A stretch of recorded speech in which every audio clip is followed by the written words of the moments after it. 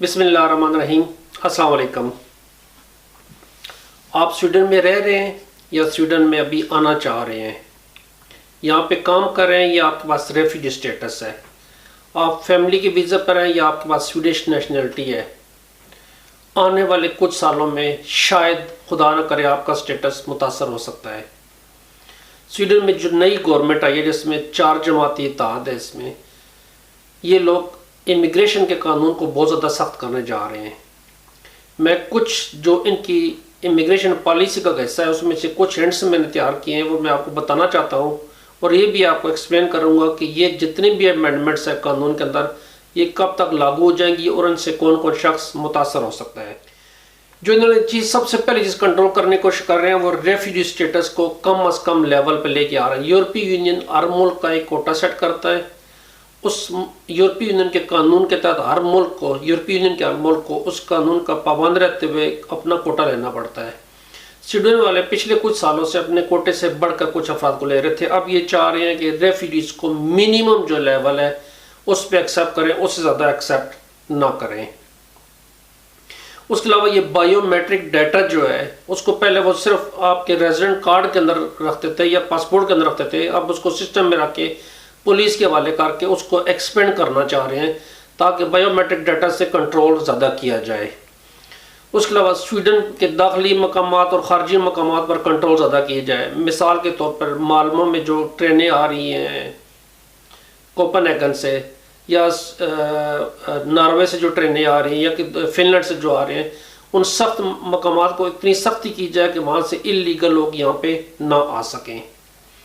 उसके अलावा जो रेफ्यूजीज यहाँ पे रह रहे हैं जिनका केसेस कोविड की वजह से, कोविड से पहले उनके रिजेक्ट हो गए थे और कोविड की वजह से वो लोग वापस नहीं जा सके, अब उनकी तादाद हज़ारों में चली गई है, तो उनकी वापसी के अमल को इनका गवर्नमेंट का प्रोग्राम है कि इनको तेज़ किया जाए और इनको वापसी की टिकट देकर इनको भेजा जाए और जो लोग वॉलंटियर तौर पर वापस चले जाते हैं उनको भी इंसेंटिव दिए जाएँ ताकि वो कुछ पैसे लेके अपने अपने मुल्कों में वापस चले जाएँ।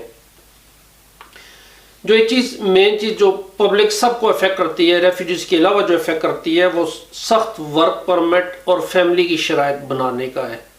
अब सख्त वर्क परमिट में क्या है, जो इस गवर्नमेंट में जो सवेरिया डेमोक्रेट तरना है उनका कहना ये है कि जो मिनिमम तनख्वाह हम रखने जा रहे हैं वो स्वीडिश की एवरेज औसत तनख्वाह के बराबर होनी चाहिए। अगर फॉर एग्जांपल अगर कोई काम के लिए यहाँ पे स्वीडन में आना चाहता है तो पहले तो ये था कि वो 13,000 करोड़ उसकी सैलरी हो तो उसको वर्क परमिट मिल सकता था। अब ये कहते हैं उसको स्वीडन की एवरेज तनख्वाह में, अगर ये एवरेज तनख्वाह वाला कानून मंजूर करता है तो एवरेज तनख्वाह जो इस साल है वो 33,000 करोड़ है, फीकस आमदनी एवरेज। अब आप सोच लें कि कौन शख्स होगा जो 33,000 करोड़ मंथली सैलरी पे यहाँ पे आएगा और अपने पेपर लेगा। ये चीज़ बहुत बड़ी, बहुत ज़्यादा इफेक्ट करने जा रही है आप लोगों को। अब ये देखना है कि क्या वाकई ये एवरेज तनख्वाह वाला कानून ये मंजूर होता है या इसमें थोड़ी सी वो कमी करते हैं। एक चीज़ तो तय है वो 13,000 से अच्छी खासी रकम बढ़ जाएगी।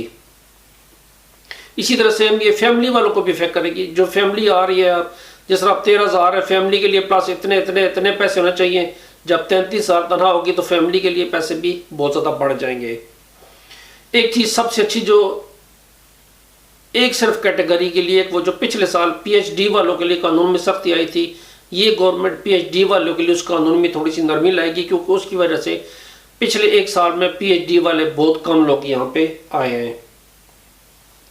जिस तरह डेनमार्क ने 1-2 साल पहले कहा था कि जी हम पनाह के जो मराकज़ हैं, जो रेफ्यूजी जाते हैं डेनमार्क में, उनके पनाह के मराकज़ को दूसरे ममालिक में शिफ्ट करेंगे। फॉर एग्जाम्पल रवांडा में भेजेंगे, वहाँ पर रहेंगे, जब उनका केस पास होगा तो फिर डेनमार्क में लेके आएंगे। अब स्वीडन वाले भी इस बारे में सीरियसली गौर कर रहे हैं कि वो पनाह के जो अफराद हैं उनको किसी अफ्रीकी मुल्क में जाकर रखें अगर यूरोपीय यूनियन का कानून इनको अलाउ करता है। लेकिन अगर इसी तरह ममालिक की तादाद बढ़ती रही, पिछले कुछ महीने पहले इंग्लैंड ने भी यही कहा था कि हम अपने जो पनाह वाले अशखास हैं इनको अफ्रीकी ममालिक में जाकर रखते हैं, तो ये यूरोपीय ममालिक के अंदर की वोटिंग की ज़्यादा बढ़ गई तो ये कानून हो सकता है। लेकिन अब फिलहाल इसका चांस नज़र नहीं आ रहा, सिर्फ क्रिटिसाइज करना है, डिस्करेज करना है रेफ्यूजीज को वो स्वीडन के अंदर ना आए।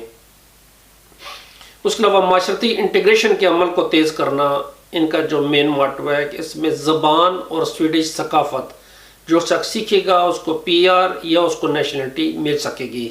जिसमें जिस तरह आज से 2-3 साल पहले शुरू हुआ था कि ज़बान का टेस्ट और सकाफत का टेस्ट पास करना लाजमी है, अभी तक ये कानून पास नहीं हुआ। बहरहाल स्वीडिश नेशनलिटी को 5 साल से बढ़ाकर कम से कम 8 साल करना।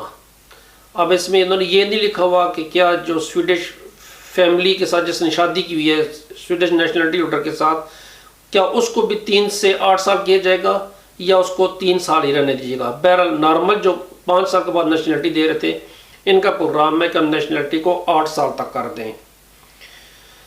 अब जो सबसे बुरी तलवार जो लटक रही है हम सब के सर पर, जिन्होंने नेशनलिटी ले ली है या लेने वाले हैं, उन्होंने कहा जिन जिन मुल्कों के साथ उनके डबल नेशनलिटी के मुआहदे हैं स्वीडन के, फॉर एग्जांपल पाकिस्तान के साथ ड्यूल नेशनलिटी का एग्रीमेंट भी है इनका कि आप पाकिस्तान के साथ डबल नेशनलिटी रख सकते हैं।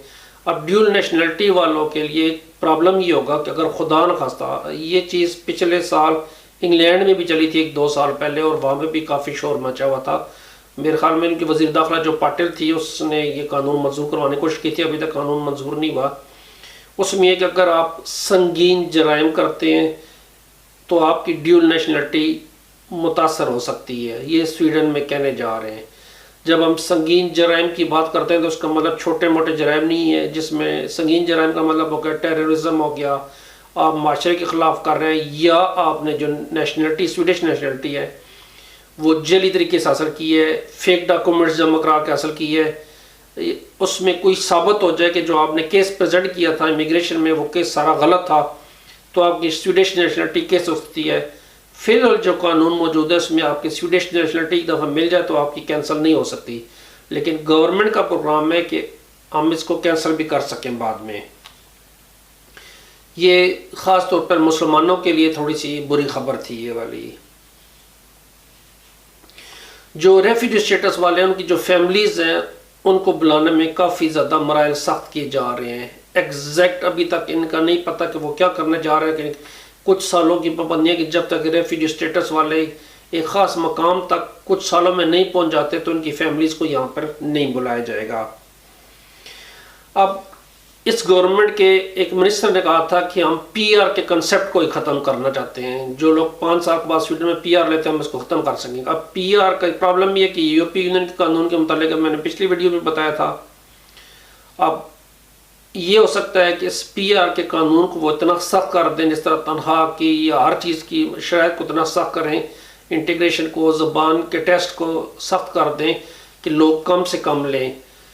अब पीआर को कंट्रोल करने जा रहे हैं, प्लस जिनके पास पीआर मौजूद है उनका अभी तक उन्होंने कुछ नहीं कहा कि उसके स्टेटस को बरकरार रखा जाएगा या नहीं, या उसको नेशनलिटी लेने तक उनके पीआर के स्टेटस को बाकी रखा जाएगा। इस चीज़ में अभी तक कन्फर्म क्लियरिटी नहीं आई। अब ये जो सारे पॉइंट्स मैंने बताए हैं, सारे पॉइंट्स को कानून बनने में थोड़ा सा टाइम लगता है और स्वीडन के अंदर ठीक ठाक टाइम लगता है। अभी ये सिर्फ उनका प्रोग्राम है, अभी तक ये कानून नहीं बना, लेकिन ये कानून बनेगा तो हमें देखना है कि कब तक कानून बनेगा। अब स्वीडन के अंदर जब कानून को बनाया जाता है तो उसके 6 मराइल होते हैं कानून को बनाने में। उनमें सबसे पहले अगर आप देखा जाए तो अदायत दी जाती हैं गवर्नमेंट की तरफ से कि हमने ये कानून बनाना है, उसको फिर इंक्वायरी होती है। इंक्वायरी एक लंबा प्रोसेस होता है, कम से कम 1 साल या उससे ज़्यादा टाइम लग सकता है। अब आपको मिसाल दूँ, पिछले 2-3 साल पहले जब उन्होंने कहा था जी हम ज़बान को और सकाफत के टेस्ट को स्वीडन के अंदर लगाना चाहते, अप्लाई करना चाहते हैं, तो वो ज़बान का टेस्ट और सकाफत का टेस्ट अभी तक उसको 1.5 साल लगा सिर्फ इंक्वायरी से अगले स्टेप में जाने के लिए। वो अक्टूबर 2019 को शुरू हुआ और जुलाई 2021 तक, और ये कानून अभी तक मंजूर नहीं हुआ है, इसको अभी टाइम चाहिए। और भी इंक्वायरी के बाद आती है हतमी इंक्वायरी आती है जो फाइनल इसको बोलते हैं, उसके बाद मुशावरत होती है, आपस में कमेटियों के दरमियान मुशावरत होती है। उस मुशावरत का अर्सा कम से कम 3 माह, ज़्यादा भी हो सकता है।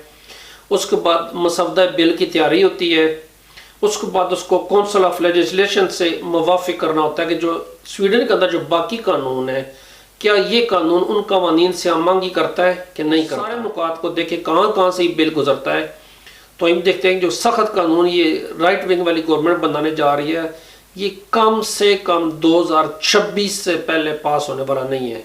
इसका मतलब है जो लोग अभी स्वीडन में मौजूद हैं या जो नए आए हुए जिनको 1 साल हो गया है, मुमकिन है उस टाइम तक वो अपनी सारे नेशनलिटी ले ले। अभी मैं दोबारा रिपीट कर रहा हूँ, पीआर वालों का भी इन्होंने कोई डिसाइड नहीं किया कि जो पीआर जिनके पास है उनके लिए क्या होगा, क्या उनको, लेकिन कानून की मंजूरी तक जिनके पास पीआर है, होपफुली मैं दुआ भी करता हूँ कि उन सब के पास अपनी अपनी नेशनलिटी आ जाए। मेरे लिए दुआ कीजिएगा, अपना ख्याल रखिएगा। अल्लाह हाफिज़। कितने मिनट